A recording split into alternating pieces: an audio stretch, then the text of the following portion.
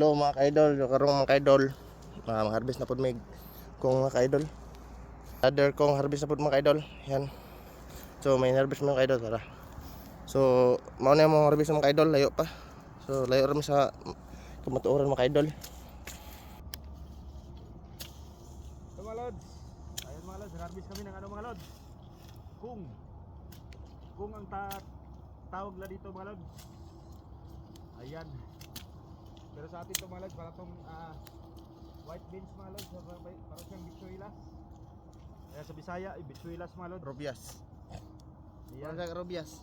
Ha? Para sa rubias. Oh, parang ganon. Yung ano mga lods, yung hinaluan ng mga buto-buto sa probinsya, sa atin, sa Bisaya. Masarap to haluan ng mga buto-butong baboy mga lods. Tapos kainin sa sabaw, tapon laman. Yan mga lods, yan yung gawain natin ngayon mga lods. So ito mga lods, yung mga tapasiro, bumabanat na naman mga lods. Yan. Sa sobrang lambot ng lupa mga lods, wala na oh, mabubunot lang siya mga lods. Ito siya mga lods oh. Yan. White beans po mga lods, white beans. Ganyan yan.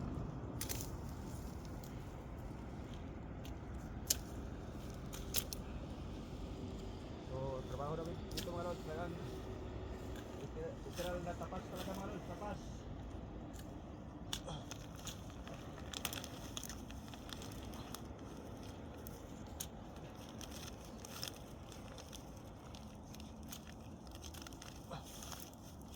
Yan. Kaya mga lods, yung gawain namin ngayong araw.